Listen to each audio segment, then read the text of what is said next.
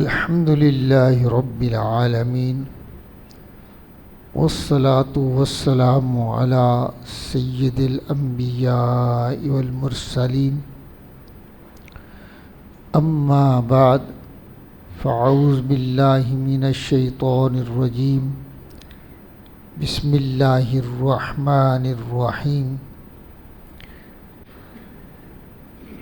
ان المسلمین والمسلمات، بے شک مسلمان مرد اور مسلمان عورتیں، والمؤمنین والمؤمنات، ایمان والے مرد اور ایمان والی عورتیں، والقانتین والقانتات، فرما بردار مرد اور فرما بردار عورتیں، والصادقین والصادقات، سچے مرد اور سچی عورتیں، والصابرین والصابرات، صبر کرنے والے مرد اور صبر کرنے والی عورتیں، والخاشعین والخاشعات، عاجزی کرنے والے مرد اور عاجزی کرنے والی عورتیں، والمتصدقین والمتصدقات، خیرات کرنے والے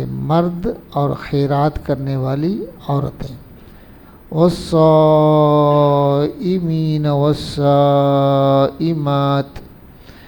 اور روزے رکھنے والے مرد اور روزے رکھنے والی عورتیں، والحافظین فروجہم والحافظات، اپنی پارسائی نگاہ رکھنے والے مرد اور نگاہ رکھنے والی عورتیں، یعنی اپنی شرمگاہوں کی حفاظت کرنے والے مرد اور اپنی شرمگاہوں کی حفاظت کرنے والی عورتیں،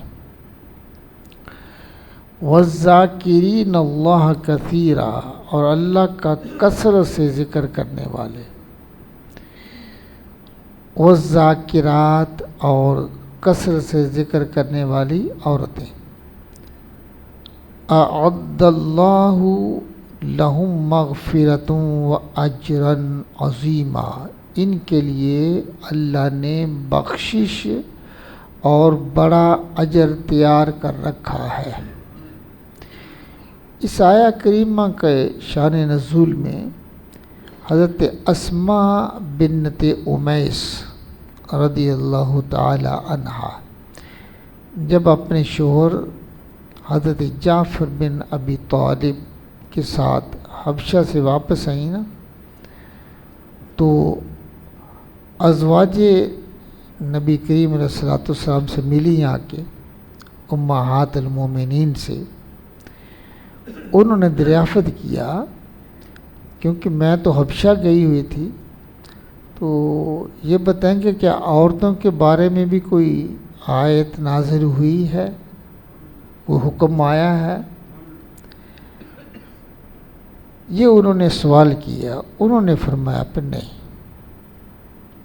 کوئی حکم جو ہے خاص عورتوں کے لیے نہیں آیا۔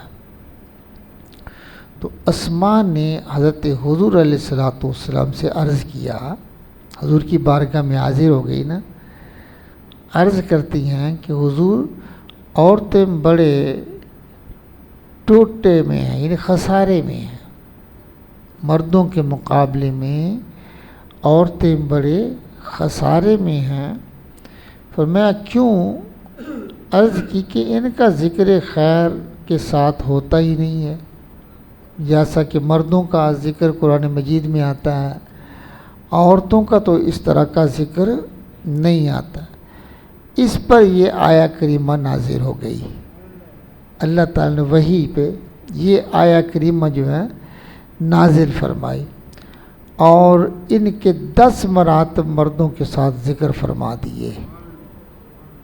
ہاں جی، کوئی فرق نہیں رکھا اللہ تعالیٰ نے، جو حکم مردوں کو دیا وہی عورتوں کے لیے، عورتوں کو دیا، اور ان کے ساتھ ان کی مدح فرمائی۔ یہاں اللہ تعالیٰ ان کی تعریف فرما رہے ہیں نا۔ ہاں جی، اور مراتب میں پہلا مرتبہ اسلام ہے، جو خدا اور رسول کی فرما برداری ہے۔ ہاں جی، دوسرا مرتبہ کیا ہے؟ ایمان ہے کہ وہ اعتقاد صحیح اور ظاہر و باطن سے اسلام کو قبول کرنے کا نام ہے۔ اور تیسرا مرتبہ قنوت ہے، یعنی اطاعت، یعنی اطاعت۔ یہاں دیکھا آپ نے کہ مسلمان ہونے کو الگ بیان کیا اور مومن ہونے کو الگ بیان کیا۔ لغوی اعتبار سے اس جو ہے مسلم اور مومن میں فرق ہے، لغوی اعتبار سے تو فرق ہے، لیکن شرعی اعتبار سے کوئی فرق نہیں ہے۔ جو مسلم ہے وہ مومن بھی ہے، اور جو مومن ہے وہ مسلم بھی ہے۔ ایک آیہ کریمہ میں سورہ الحجرات میں اللہ تعالیٰ ارشاد فرماتے ہیں کہ حضور کی بارگاہ میں اعرابی آئے، ابھی نئے نئے مسلمان ہوئے ہیں، تو اعرابی کہتے ہیں یہ پنڈ کے رہنے والے، گاؤں کے رہنے والے لوگ، باہر شہر کے نہیں، تو ظاہر ہے ان کا کوئی کلچر کچھ اور ہوتا ہے۔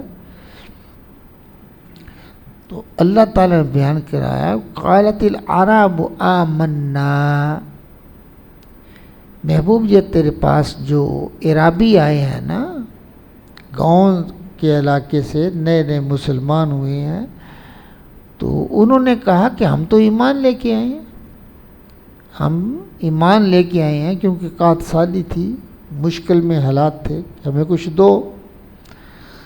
تو اللہ تعالیٰ ارشاد فرمایا قل لم تؤمنوا، محبوب نے فرما دو تم ابھی مومن نہیں ہوئے، لن تؤمنوا، تم ابھی مومن نہیں ہوئے ہو، اور فرمایا لیکن قولوا اسلمنا، بلکہ تم یہ کہو کہ ہم اسلام لے کے آئے ہیں، ہم مسلمان ہو گئے ہیں، یہ کہو، یہ نہ کہو کہ ہم ابھی مومن ہو گئے ہیں۔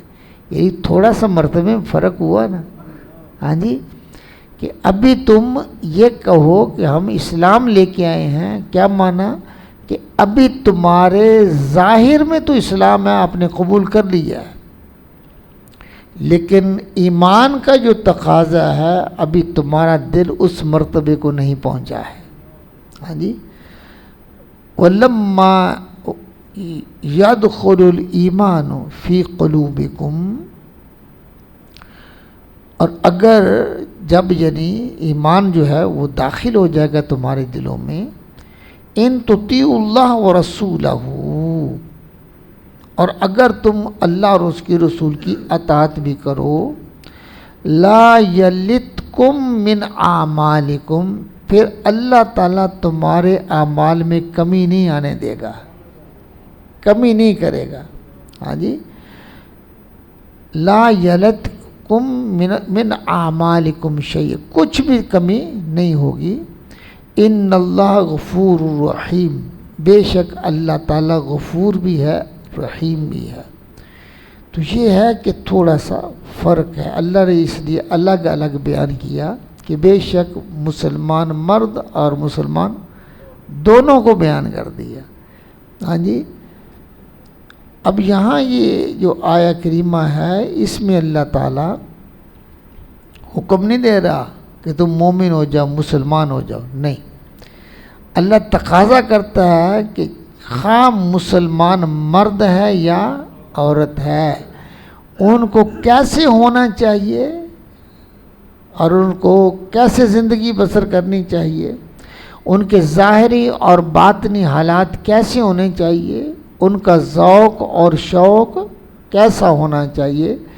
اللہ فرماتے ہیں کہ یہ جو مومن ہیں، یہ جو مسلمان مرد عورت ہیں، والقانتین والقانتات، اور فرما بردار بھی ہوتے ہیں، دونوں مرد بھی فرما بردار اور اللہ کے حکم کے سامنے یہ سر تسلیم خم کر دیتے ہیں اور انہیں دل و جان سے قبول کر لیتے ہیں۔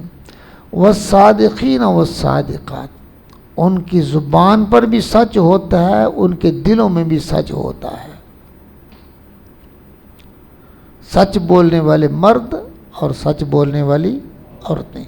اور سچائی ایک ایسی حقیقت ہے، سچائی ایک ایسی حقیقت ہے، اگر سچائی نہیں ہے تو برکت نہیں ہے، سچائی نہیں ہے تو فیض نہیں پہنچتا ہے. یہ میری بات یاد رکھیں.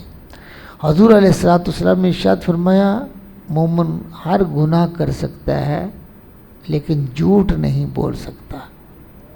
دیکھیے حضور علیہ السلام فرماتے ہیں ہر گناہ کرے گا جھوٹ نہیں بولے گا. یہ مومن کی شان ہے. اور فرمایا والصادقین والصادقات، سچ بولنے والے مرد اور سچ بولنے والی عورتیں. والصابرین والصابرات، صبر کرنے والے مرد اور صبر کرنے والی عورتیں.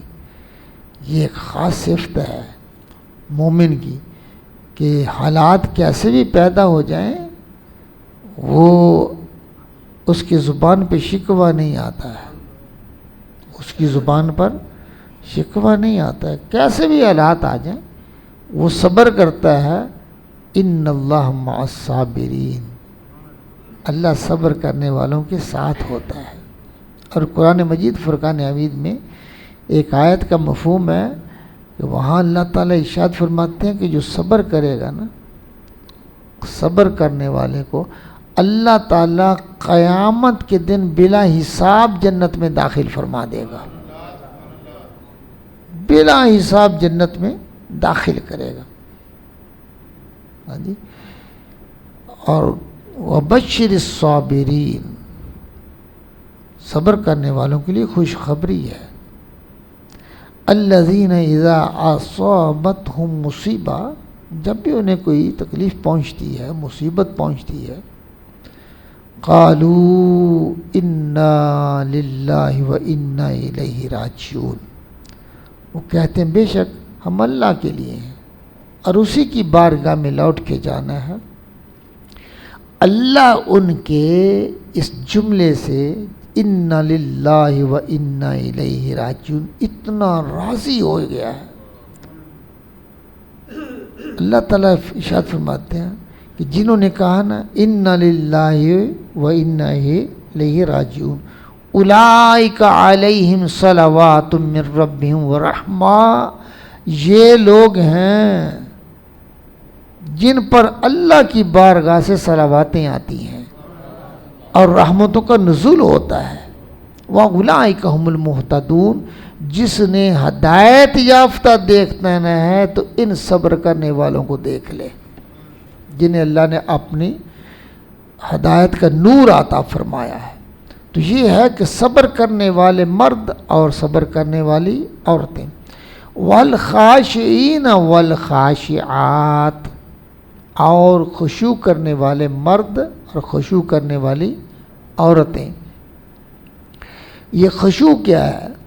اللہ کی عبادت کو اس طرح سے کرنا، اس کی بارگاہ میں اس طرح سے کھڑے ہو جانا، ایسی توجہ سے اللہ کی بارگاہ میں پہنچ جانا کہ پھر اس کے خیالات منتشر نہ ہوں، وہ ادھر ادھر اس کے خیالات نہ جائیں، بس اس کی توجہ ادھر ادھر بازار میں، گھر میں، رشتہ داروں کی طرف، اولاد کی طرف کہیں نہ جائے. اس کی توجہ کا مرکز صرف اللہ کی ذات ہو جائے. اس وقت کہتے ہیں اس کی عبادت میں خشوع آیا ہے. یہ ہے خشوع و خضوع.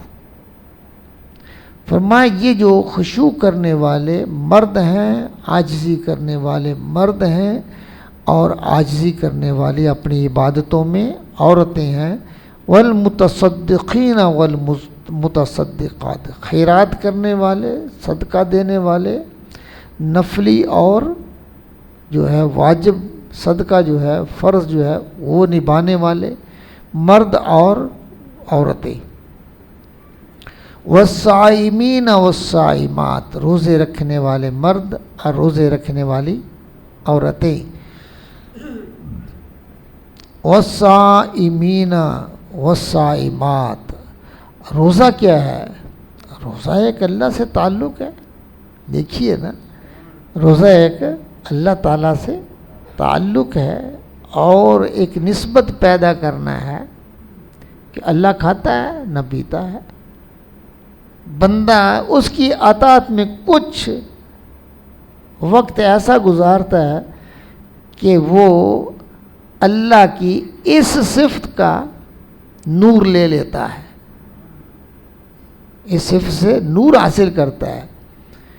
اور روزہ کیا ہے؟ روزہ تعلق ہے اللہ تعالیٰ سے خاص، کہ اللہ فرماتا ہے کہ روزے کی جزا میں دوں گا، روزے کی جزا میں دوں گا. بلکہ ایک اس کا مفہوم یہ، اللہ فرماتا ہے روزے کی جزا اور کچھ نہیں ہے، روزے کی جزا میں خود ہوں. ہاں جی، روزے کی جزا میں خود ہوں.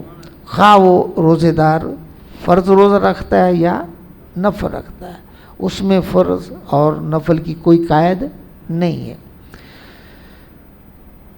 والحافظین فروجہم والحافظات، اور اپنی شرمگاہوں کی حفاظت کرنے والے مرد اور حفاظت کرنے والی عورتیں. حدیث کا مفہوم میں حضور نے ارشاد فرمایا، جو شخص مجھے اپنی شرمگاہ کی حفاظت کی ذمہ داری دے دے، یہ ضمانت دے مجھے، جو اس کی دو ٹانگوں کے درمیان ہے، جو شخص اس کی ضمانت مجھے دے دے، میں محمد صلی اللہ علیہ وسلم اس کو جنت کی بشارت دیتا ہوں. وَالذَّاكِرِينَ اللَّهَ كَثِيرًا، اور اللہ کو بہت یاد کرنے والے مرد اور یاد کرنے والی عورتیں. یہ اللہ تعالیٰ کا کثرت سے ذکر کرنے والے. ہاں جی، حضرت ابو سعید خدری رضی اللہ تعالی عنہ بیان کرتے ہیں کہ رسول اللہ صلی اللہ علیہ وسلم سے سوال کیا گیا کہ قیامت کے دن اللہ جل مجدہ کے نزدیک کس بندے کا درجہ سب سے افضل ہوگا؟ کس کا درجہ سب سے افضل ہوگا؟ آپ نے فرمایا بکثرت اللہ کا ذکر کرنے والے مردوں اور بکثرت اللہ کا ذکر کرنے والی عورتوں کا. میں نے عرض کیا یا رسول اللہ صلی اللہ علیہ وسلم، ان کا درجہ اللہ کی راہ میں جہاد کرنے والوں سے بھی زیادہ ہوگا؟ اللہ کی راہ میں جہاد کرنے والوں سے بھی زیادہ ہوگا؟ آپ نے فرمایا ہاں. اگر کوئی شخص کفار و مشرکین سے جہاد کرے حتیٰ کہ وہ زخمی ہو کر خون میں لت پت ہو جائے، ہاں جی، تب بھی اللہ کا بکثرت ذکر کرنے والوں کا درجہ اس سے زیادہ ہوگا. اب یہ کہیں گے بھی یار یہ تو دیکھو نا، دیکھنے میں کیسے آتا ہے بھئی، اللہ کا ذکر کرنے والے کو یہ مقام کیسے ملتا ہے؟ ہم نے ذکر کو پتہ نہیں ایک خاص رنگ دے دیا کہ یہی ذکر ہے کہ بندہ کچھ دیر اللہ اللہ اللہ اللہ اللہ اللہ کر لے، یہی ذکر ہے؟ نہیں، ذکر کا معنی کیا ہے؟ یاد کرنا. کثرت سے ذکر کب ہوگا؟ کہ جب بندہ ہر عمل میں اپنے رب کو یاد رکھتا ہے. وہ نماز میں بھی یاد رکھتا ہے، نماز سے باہر بھی یاد رکھتا ہے، گھر میں ہو تب بھی یاد رکھتا ہے، بازار میں ہو تب بھی، دکان پہ بیٹھا ہے پھر بھی اللہ یاد ہے، پھر بھی اللہ، یعنی اس کا ہر عمل اللہ کی اطاعت میں ہو، اللہ کی اطاعت میں ہو کہ اللہ کا حکم اس کے بارے میں کیا ہے. یہ ہے اللہ کو یاد رکھنا، یہ ہے اللہ کو کثرت سے یاد رکھنا. اب بتائیں یہ کام اتنا آسان ہے؟ کیوں جی؟ جہاد تو بہت مشکل کام ہے، لیکن یہ بھی اتنا آسان نہیں ہے کہ بندہ خوشی کے معاملات آ جائے اور مجبور ہو کہ اللہ کی مخالفت کی طرف، پھر اس وقت یاد رکھے کہ میں نے اللہ کی مخالفت نہیں ہونے دینی ہے، جیسے اللہ کا حکم ہے میں نے ویسے ہی کرنا ہے. غمی کے معاملات آ جائیں، لین دین کے معاملات آ جائیں، معاشرت کرنے کے معاملات آ جائیں، ہر وقت اللہ کو یاد رکھنا کہ اللہ کا حکم کیا ہے، یہ ہے کثرت سے ذکر کرنا.